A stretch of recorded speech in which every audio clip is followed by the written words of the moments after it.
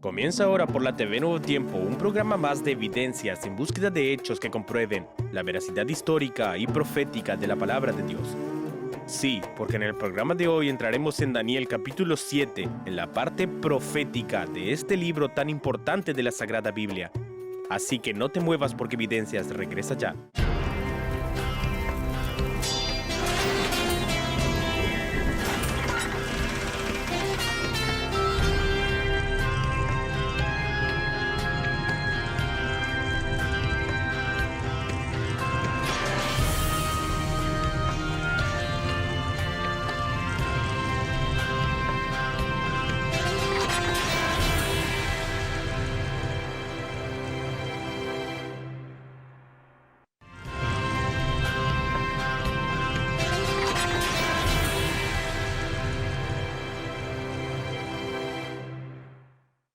De regreso con el programa Evidencias y quiero darte gratis nuestro regalo, la revista Esperanza, edición Evidencias, que llegará a tu casa. Y para pedirla, solo tienes que llamarnos al teléfono más 55 12 98 100 14 60 o a través de la página nuevotiempo.org/escuela bíblica que aparece aquí en pantalla. También puedes usar el código QR que aparece aquí en pantalla o también puedes entrar a nuestro canal de YouTube. Bien, hasta aquí hemos estudiado la llamada parte histórica del libro de Daniel, es decir, los primeros 6 capítulos que tratan sobre la historia del profeta viviendo en el reino de Babilonia y también de Persia. Ahora estamos entrando a la llamada parte profética del libro, cuando pasa de su propia situación a la revelación de las cosas que Dios le muestra a través de visiones proféticas. En resumen, podemos decir que Daniel es la fuente de donde surgen los principales temas de la profecía bíblica. Es imposible entender la profecía y la cronología bíblica sin una mirada atenta al libro de Daniel. Siendo así, con calma para entender cada uno de estos detalles está bien.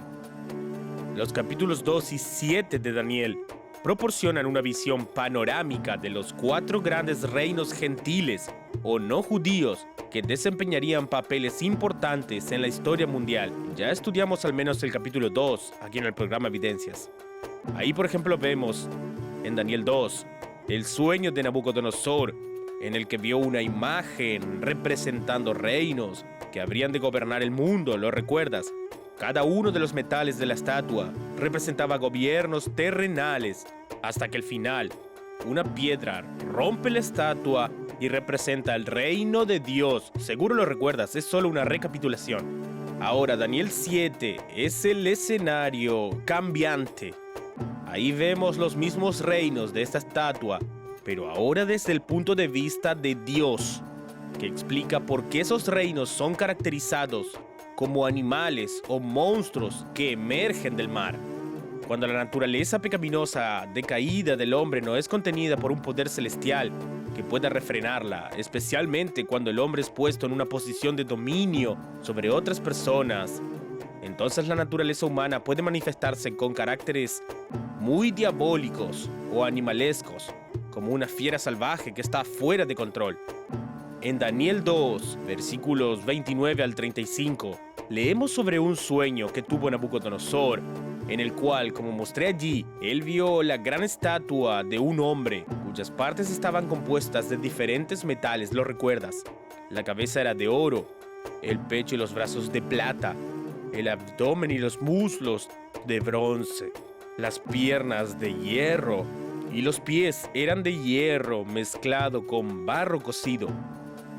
En los versículos 38 al 45, también del capítulo 2, Daniel explicó el significado de este sueño a Nabucodonosor. Él mencionó que la historia sería dominada por 4 poderosos reinos, uno tras otro, y que el último sería dividido, y estos gobernarían el mundo hasta que fueran, claro, destruidos por el último reino, el reino de Dios, que jamás pasaría a manos de otro hombre. Este periodo de dominación de los gentiles o no judíos comenzó efectivamente en Babilonia en el 612 a.C., en el llamado tiempo de los gentiles. También puedes leer esto en Lucas 21, versículo 24, y va hasta el final de los tiempos. Esta palabra que estoy usando mucho aquí, gentil o en plural, gentiles, solo para explicar, designa a todos los grupos que no son israelitas o no judíos. Esta deriva del término latino gens, que significa clan o grupo de familia. Y los traductores cristianos de la Biblia usaron esta palabra de origen latino para designar colectivamente a los pueblos o naciones distintas del pueblo judío, aunque algunos, tal vez por considerarla cargada de prejuicio étnico, prefieren simplemente hablar de judíos y no judíos, evitando el término gentiles. Con esta aclaración hecha, adentrémonos y conozcamos más cerca el sueño que tuvo Daniel y que está relatado en la Biblia en el capítulo 7. Es un sueño muy detallado y vale la pena que leas con calma después cada parte. Pero en resumen, el capítulo 7 que Daniel vio saliendo del mar agitado dice algunos animales. Lo leeré en la Biblia para que quede más claro, acompáñame. Daniel dijo: miraba yo en mi visión de noche, y he aquí que los 4 vientos del cielo combatían en el gran mar. Daniel capítulo 7, versículo 2. En general, la expresión gran mar, o como aparece en arameo, Yamar Rabba en arameo, significaría el mar Mediterráneo. Ahora, en principio, esta idea de mar Mediterráneo no parece ser el sentido de la profecía de Daniel capítulo 7 y te explicaré por qué. Porque cuando miras el contexto general, parece estar haciendo una referencia a la agitación de las naciones. Después compara en tu Biblia Daniel capítulo 7 verso 3 con Daniel capítulo 7 verso 17. De hecho, déjame leer 2 textos, ¿está bien? Para que entiendas este contexto, quiero leer primero Isaías capítulo 17 verso 12, que dice lo siguiente: hay multitud de muchos pueblos que harán ruido como estruendo del mar, y murmullo de las naciones que harán alboroto como bramido de muchas aguas. Isaías 17, verso 12. En este pasaje Isaías es claro el paralelismo de la simbología con la que usa en Daniel capítulo 7. Es decir, los pueblos agitados allí significan las aguas agitadas y viceversa. El otro texto que quiero resaltar en el último libro de la Biblia está en Apocalipsis 17:15. Presta atención, que es más claro aún. Me dijo también: las aguas que has visto donde la ramera se sienta son pueblos, muchedumbres, naciones y lenguas. Apocalipsis 17, verso 15. Ahora, no contradiciendo lo que dije hace poco sobre el mar simbolizando pueblos y no necesariamente el mar Mediterráneo, aquí también no deja de ser interesante hacer una alusión al Mediterráneo y a los reinos que Daniel describe, porque en esta profecía todos esos reinos estarían en torno al mar Mediterráneo, lo cual es un factor determinante para estudiar el alcance final de las profecías de Daniel en términos de geopolítica mundial, pero sobre esto hablaré en otro momento. Por cierto, también es interesante que el único que puede calmar definitivamente la agitación de las aguas, es decir, de los pueblos, calmar sus guerras, sus atrocidades, el único que puede traer la paz efectiva es Dios. Eso está en varios pasajes de la Biblia. Por ejemplo, mira el Salmo 65, verso 7. Lo leeré. El que sosiega el estruendo de los mares, el estruendo de sus ondas y el alboroto de las naciones. ¿Viste? Calmar las olas y los vientos geopolíticos simbolizados por vientos que toman o agitan los mares y las olas es una prerrogativa única de Dios. Fue justamente por esto que los discípulos se sorprendieron cuando Jesús cierta vez calmó la tempestad de vientos en el mar de Galilea, a punto de preguntarse: ¿quién es este que hasta el viento y las aguas le obedecen? Bien, entonces volviendo al libro de Daniel, él ve 4 grandes monstruos o animales terribles que suben del mar uno tras otro. Y quiero mostrarte una ilustración de esto. Aquí tengo cada una de estas fieras, hechas de acuerdo con la descripción que encontramos en el libro de Daniel, para facilitar la comprensión de la profecía. Los 4 animales del sueño son justamente estos que tengo aquí. Empecemos por el primero. El primero era un león con alas de águila, muy poderoso. Cuando alguien arrancó las alas de este león en el sueño de Daniel, la parte de su fuerza fue perdida. Entonces, según el relato, subió otro animal. El segundo animal sería un oso que tenía en la boca 3 costillas. Alguien le dice a este oso en la visión de Daniel que debería continuar devorando muchos reinos, muchas naciones. El otro animal que aparece allí sería un leopardo que tiene extrañamente 4 cabezas y 4 alas. De forma que podemos imaginar que el leopardo volaría mucho más rápidamente en busca de una presa. Alguien permitió que un rey, que tendría un gran dominio, una gran extensión, una gran velocidad en sus conquistas. Y finalmente, el último de los animales, el más extraño de todos ellos, porque este animal no tiene ningún semejante en el reino animal conocido. Él es más fuerte y tiene dientes de hierro, y sale comiendo y devorando y destruyendo todo lo que encuentra a su paso. Y la profecía dice también que tenía 10 cuernos en la cabeza. Y en una saga curiosa, 3 de esos cuernos caen y son reemplazados por otro cuerno pequeño que tenía ojos y una boca que hablaba con arrogancia y blasfemia. Estos animales representarían imperios, esto ya es claro para el estudiante de la Biblia. Ahora, ¿por qué Dios usaría símbolos tan extraños? Debes entender que la Biblia es la legítima palabra de Dios entre los hombres. No cayó lista del cielo ni fue escrita por ángeles, no. Fue escrita por seres humanos como nosotros, hombres, que fueron por supuesto inspirados por el Espíritu Santo. Siendo así, deberíamos comprender que, por un lado, la Biblia no es fruto de la cultura local del Medio Oriente, como dije, inspirada por Dios. En 1 de Pedro 1:21 dice que hombres santos hablaron de parte de Dios movidos por el Espíritu Santo. De modo que puedo entender que la Biblia, aunque redactada por hombres, no es de origen humano.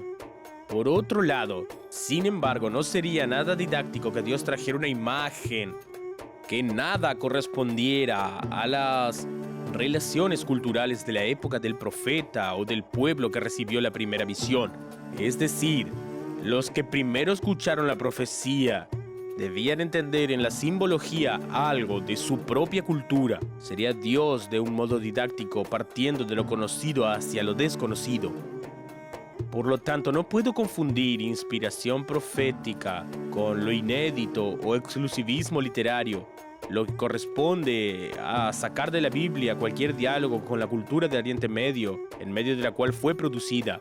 Es por eso que en algunos símbolos y palabras encontradas en la Biblia, también podemos ver correspondencia iluminada pero no determinada por la cultura de los pueblos de su entorno. ¿Entiendes por qué hacemos estos paralelismos? ¿Y sabes por qué estoy afirmando esto? Es que la Biblia no es el único libro que usa animales y mares como símbolos de potencias humanas y demoníacas.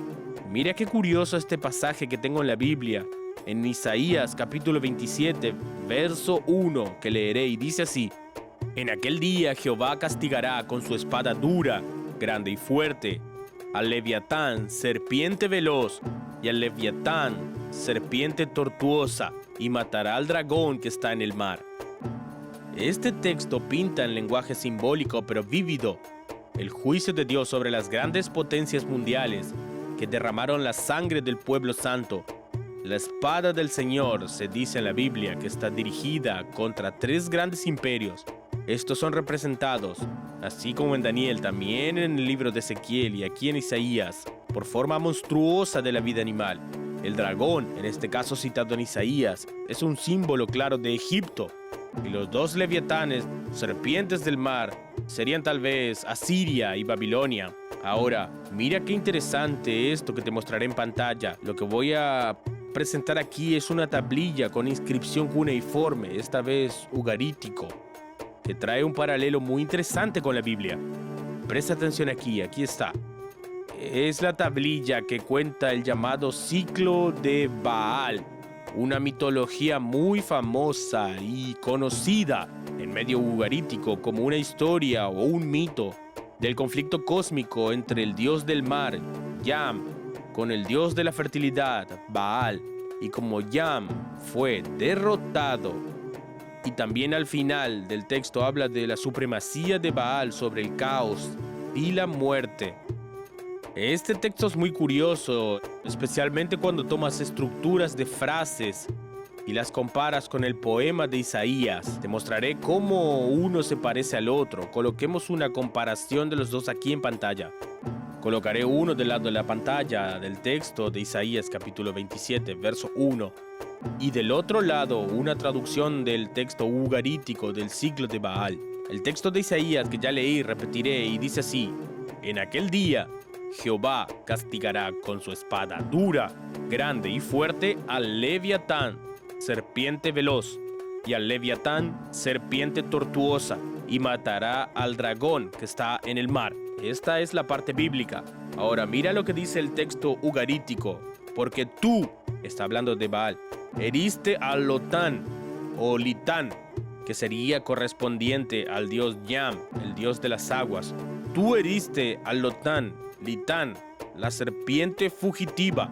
Mataste a la serpiente contorsionándose. El mismo juego de palabras de Isaías. El gobernante con 7 cabezas. Los cielos quemarán y brillarán, o según otros traductores, serán debilitados. ¿Lo viste? Pero no termina ahí. Quiero mostrarte ahora en secuencia un dibujo de la época antigua que muestra una ilustración de este mito. Veámoslo en pantalla. Este es un dibujo también muy antiguo, milenario, hecho alrededor del 2500 a.C., donde vemos una divinidad, no sabemos cuál sería este dios, luchando contra un dragón o serpiente del mar. Y vemos aquí que tiene 7 cabezas y una de las cabezas está herida de muerte. Incluso se parece a este texto de Apocalipsis. Y que el Leviatán o serpiente del mar, descrito en la Sagrada Biblia, tenía varias cabezas. Está claro en varios textos, por ejemplo, y acabo de mencionar, en Apocalipsis, donde habla de Miguel expulsando del cielo a un dragón con 7 cabezas. Y una de esas cabezas, lo mencioné y lo repetiré, es descrita como herida de muerte. Luego puedes buscarlo y leerlo en tu Biblia. Está en Apocalipsis 12 y también en el 13. Este dragón de Apocalipsis también es descrito como siendo la antigua serpiente que se llama Diablo o Satanás. También en Salmo 74:14 tengo otro indicativo simbólico, claro, de una serpiente con varias cabezas, aunque la Biblia no diga ese texto cuántas cabezas posee. De cualquier manera, el paralelismo es muy interesante. Le mostraré aquí en pantalla. Leemos el texto bíblico. Dividiste el mar con tu poder. Quebrantaste cabezas de monstruos en las aguas. Magullaste las cabezas está en plural, del Leviatán, y lo diste por comida a los moradores del desierto. ¿Viste los varios paralelos culturales entre los simbolismos de la Biblia y de otras culturas del Antiguo Oriente Próximo? Ahora miremos otro sello cilíndrico, esta vez acadiano, datado del 2300 años antes de Cristo. Mira aquí en la pantalla, tenemos nuevamente una criatura divina o varias criaturas divinas y están hiriendo mortalmente, golpeando a un dragón o serpiente marina con 7 cabezas. Todo esto, repito, no significa que la Biblia plagiara estos mitos o alegorías, como algunos piensan que la Biblia sería un plagio del universo simbólico a su alrededor. No, lo que quiero decir es que hubo un diálogo simbólico, repito, Dios partiendo de lo conocido hacia lo desconocido. ¿Quieres otra manera de explicar esto? Lo mostraré para que se entienda. Nadie falsifica, y suelo decir este ejemplo en mis clases, nadie falsifica lo que no existe. Nadie falsifica un billete de $8. Solo se falsifica algo que existe, y la característica de lo falso es la imitación de lo verdadero, ¿no? Pues bien, teniendo en cuenta que hubo realmente un gran conflicto cósmico en el cielo, y que el diablo en la simbología de un monstruo fue expulsado del cielo conforme tenemos en Apocalipsis capítulo 12, ¿por qué no suponer que la semejanza entre mitos paganos y la simbología bíblica puede ser justamente porque ambos, Biblia y paganismo, remiten a una tradición histórica común? La Biblia para preservar y los mitos para distorsionar. Para nuestro estudio, Daniel, sin embargo, conocer estas semejanzas nos ayuda a entender el universo cultural en el que vivió el profeta de Dios y también a notar que ningún pueblo, incluso en las más absolutas tinieblas del paganismo, quedó sin algún rayo de luz de la verdad. Es decir, incluso los pueblos que vivían fuera de Israel tuvieron una concesión de Dios para que aún en sus mitos hubiera elementos de esa verdad inicial que los misioneros después usaron para presentar el mensaje bíblico a esos pueblos que nunca habían oído hablar del Evangelio de Jesús. Es decir, los misioneros, al descubrir en estos pueblos elementos que apuntaban a la cultura bíblica, repitieron el proceso pedagógico de Dios, partieron de lo conocido hacia lo desconocido. Este es el caso, por ejemplo, de Pablo, que usando el llamado altar al Dios desconocido de Atenas, tomó este elemento para hablar a los griegos acerca de Cristo y del Dios verdadero a quien él, Pablo, representaba. Y hay algo muy importante que debes entender. De hecho, esto es casi una clave hermenéutica para toda la trama profética que veremos aquí. Estoy hablando del tema del gran conflicto, del conflicto cósmico entre el bien y el mal, entre las fuerzas de Dios y las fuerzas del maligno. Si lo notas, tanto los textos bíblicos presentados en el programa como los paralelismos no bíblicos presentan una especie de mezcla entre símbolos terrestres y símbolos espirituales o celestiales. Es decir, los animales terrestres representan al mismo tiempo agentes humanos y agentes satánicos actuando detrás de los personajes humanos, de modo que el gran conflicto que vemos aquí en la Tierra es solo un reflejo de otro conflicto cósmico, aquel que no vemos y que ocurre en el mundo espiritual. Es interesante notar que en varios pasajes el monstruo o dragón en la Biblia es llamado Rahab, un término hebreo que se ve en el texto sagrado en dos categorías. A veces como símbolo de Egipto, como por ejemplo en Salmo 87 verso 4, Isaías 30 verso 7, o también como un símbolo del enemigo cósmico del pueblo de Dios que es combatiendo desde la creación del mundo. Luego puedes verlo en tu Biblia en Salmo 89 verso 10 y Job capítulo 9 verso 13. Ahí la cosa se va aclarando. Es por eso que cuando leemos textos bíblicos, como por ejemplo el libro de Ezequiel capítulo 28, léelo después con calma. Verás allí una descripción en detalle de un hombre que es denominado como siendo el rey de Tiro. Ahí se describen las acciones del rey de Tiro, que era enemigo del pueblo de Dios, y de repente el escenario cambia.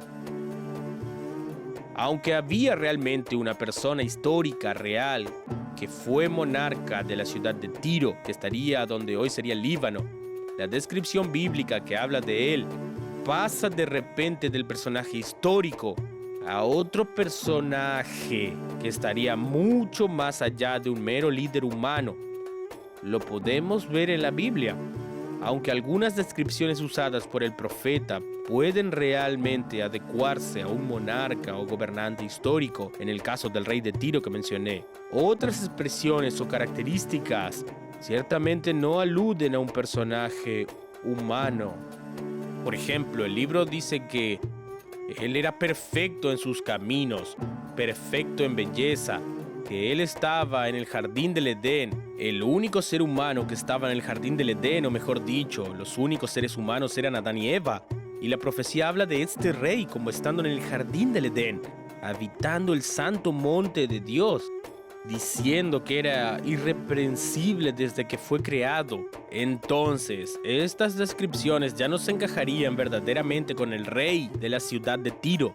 Por lo tanto, es más razonable suponer que estas declaraciones serán extendidas a alguien que estuvo presente en el mundo desde la caída original de la humanidad o quizás antes de ella. Es decir, estas expresiones aluden a aquel ángel que cayó de su posición celestial y por lo tanto se convirtió en el diablo, Satanás.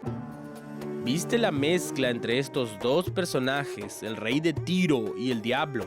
Lo mismo encuentro en otro pasaje, esta vez en Isaías capítulo 14, versículos 12 al 15, donde el profeta esta vez está hablando en un primer momento de la caída de Babilonia. Ahí describe la caída de este imperio, de este reino enemigo de Judá. Y en medio del oráculo, el profeta parece que deja de hablar de Babilonia y comienza a describir a alguien que cayó del cielo. Él llama a esta persona de estrella de la mañana. E incluso parece decir que esta persona sería alguien que intentó subir al cielo y construir su trono por encima de las nubes de las estrellas. Alguien que quería ser semejante al incomparable Dios. Y bien, cuando veo esto en la Biblia, noto que el profeta solo puede estar hablando del ángel rebelde, que la tradición cristiana conoce como Satanás. ¿Qué concluyo con todo esto? Creo que está claro por el texto bíblico que, aunque dentro del contexto inmediato de profecías, como las de Ezequiel, Daniel, Isaías, se está hablando de realidades humanas, también muestran realidades superiores. Por ejemplo, Ezequiel en un primer momento parece estar aludiendo al histórico rey de Tiro, e Isaías al rey de Babilonia. Pero entonces ambos aparentemente cambian su discurso para hablar de un pasado sin fecha en la eternidad y de la descripción de una caída original de un ser que solo puede ser Satanás. Y creo que esto es fundamental para que entiendas en detalle lo que vamos a estudiar en los próximos programas sobre Daniel capítulo 7, especialmente cuando hablemos del conflicto cósmico entre Dios y cierto cuerno pequeño que será mencionado tanto en el capítulo 7 de Daniel como en el capítulo 8. Bien, el tema del gran conflicto permea toda la historia del pueblo de Dios y tengo mucho para hablar contigo sobre este gran conflicto entre el bien y el mal y su reflejo, su eco en la historia de la humanidad, conforme visto en la profecía de Daniel.